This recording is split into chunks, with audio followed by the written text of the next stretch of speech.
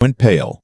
Her mother went pale. Her father pushed back his chair like the table had suddenly caught fire, and I just sat there, holding my wine glass, speaking Polish like I'd been doing it my whole life, because I had. My name is Stephen Holt. I'm 43 years old. I work in civil engineering out of Winnipeg, and until last November, I thought the hardest thing I'd ever have to do was tell my son that his mother and I were separating. I was wrong. The hardest thing was sitting across from her parents at that dinner table, listening to them plan my life for me in a language they assumed I didn't speak, and deciding in real time exactly how to respond. Let me take you back a few years first. I met my wife. I'll call her Anna, because that's the name she uses with her family, at a professional development conference in Calgary. She was there representing a logistics firm. I was there representing mine. She had this way of making every conversation feel like it was the most important one she'd had all week.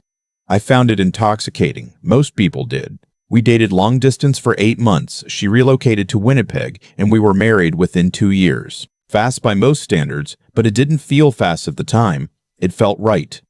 Anna is Polish. Her family still lives in Kraków. Her parents, her younger sister, and an extended network of aunts and cousins, who I would learn over time, held very firm opinions about how things should be done. Her English is essentially flawless, so the language barrier never felt like a real barrier between us. We talked about everything, I thought. What Anna didn't know, what I never had a reason to mention, because in the early years of our marriage it simply never came up, was that I had lived in Kraków for 3 years, in my late 20s. I was on a contract with a Canadian infrastructure firm doing work on a transit project. I arrived speaking zero Polish and left speaking it well enough to argue with bureaucrats and make my landlord laugh. I picked up languages the way some people pick up bad habits, quickly and without really trying. Polish is not an easy language, but when you're living somewhere, really living there, grocery shopping and making friends and watching television, and falling asleep to the radio, it gets into you whether you intend it or not. When I came home to Canada, I used it occasionally, online, with a few expat friends, with a retired professor I'd met at a community center who was delighted to have someone to speak with. But it wasn't part of my daily life. When I met Anna, I started to mention it a few times in the early months, but she was in a difficult stretch with her family back home.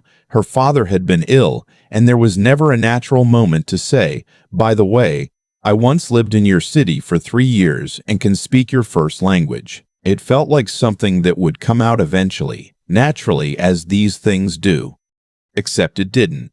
The months became a year, the year became several, and the omission calcified into something I couldn't easily explain without it sounding deliberate. By the time I realized I'd never told her, telling her felt strange. Not wrong exactly, just strange. So I said nothing, and she never asked. Our son, Elliot, was born 4 years into the marriage. He's 6 now. He has his mother's coloring, and I've been told, my stubborn streak. He's the reason I sat at that table last November, instead of doing what every instinct I had was telling me to do, which was leave.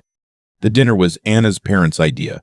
Her mother, a woman I'll call Helena because that is genuinely her name and I see no reason to protect her, had come to Winnipeg for what was described as a 3-week visit.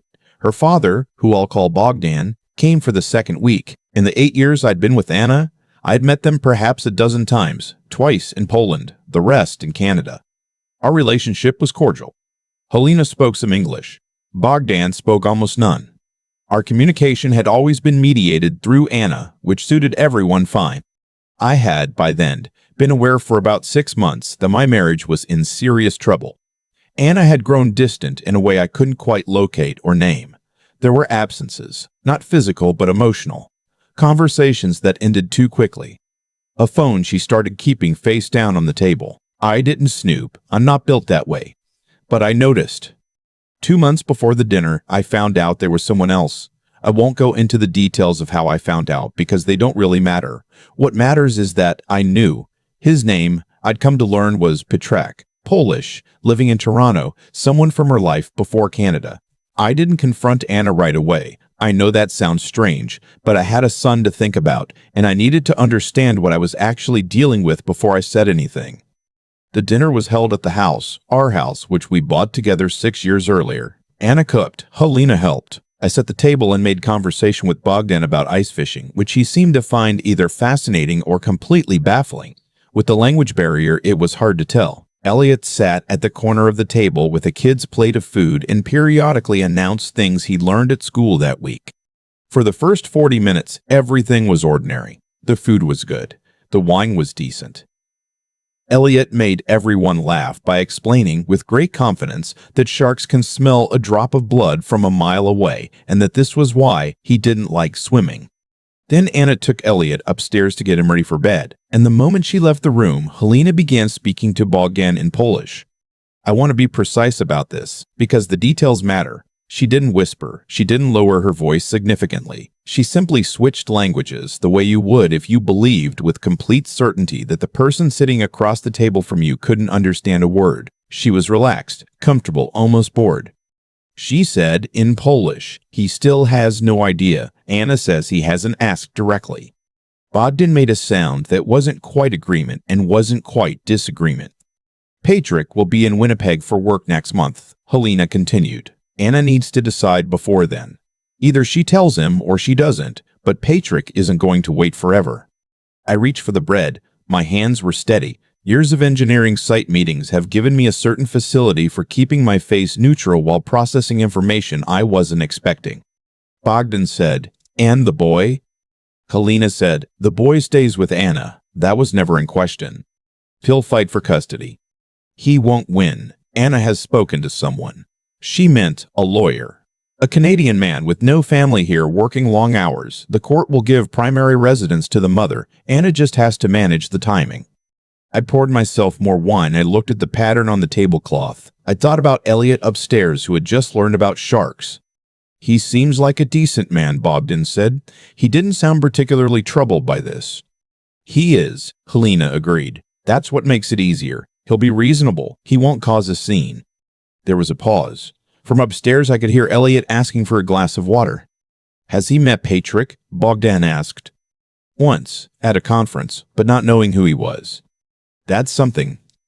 "Patrick wants to be here," Helena said. "He wants to be part of the boy's life. He and Anna have talked about it." She paused. "Elliot will adjust. Children do." I want to tell you that in that moment, I felt a clean, clear emotion. Rage or grief or something I could easily name, but it wasn't like that. What I felt was a kind of very cold, very specific clarity. Like when you're on a site and you realize the flaw in a structure isn't where anyone thought it was. Everything suddenly recalibrates. You stop looking at the surface and you start looking at what's underneath. Anna came back downstairs. For 20 minutes, I watched her. The way she moved around the kitchen, the way she touched her mother's shoulder, the way she laughed at something her father said. She was completely fluent in two versions of this dinner. The one she was performing for me, and the one her family was conducting around me. And she had been doing it for months, maybe longer. I cleared my plate. I asked Bogdan about a hockey team he'd mentioned liking. I made Anna laugh with a story about something that had happened at work. And then, when Helena was refilling her water glass and Bogdan was looking out at the street and Anna was reaching for the wine bottle, I said, quietly, in Polish, directed at Helena, "The bread was wonderful. Did you make it yourself?"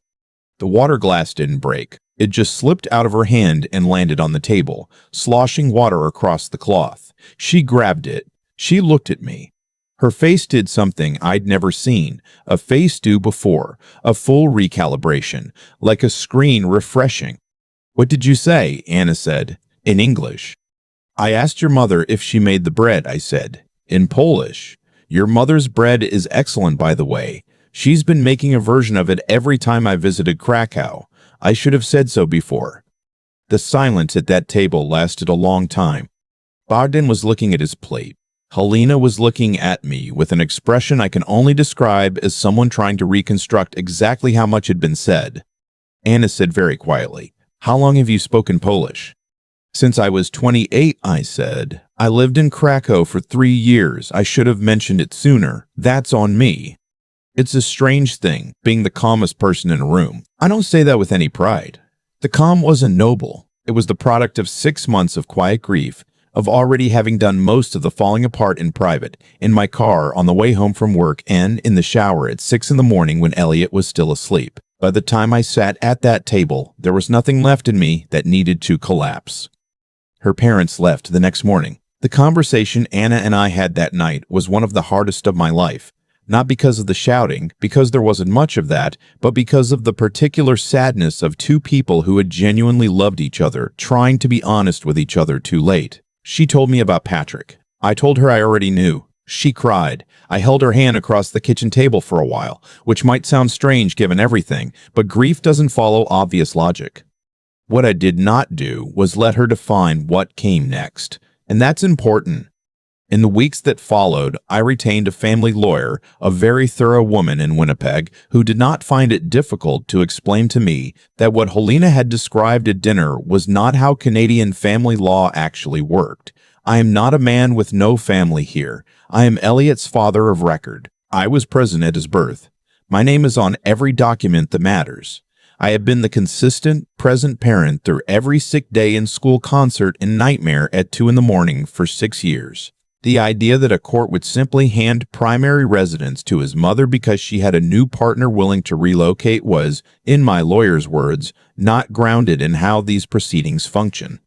I also want to be clear about what I didn't do. I didn't use what I'd heard at that dinner as a weapon. I didn't record conversations or launch accusations. What I did was document everything I was already doing: the school pickups, the medical appointments, the parent council meetings, the weekend routines. 6 years of being present left a clear record. I just made sure someone was paying attention to it.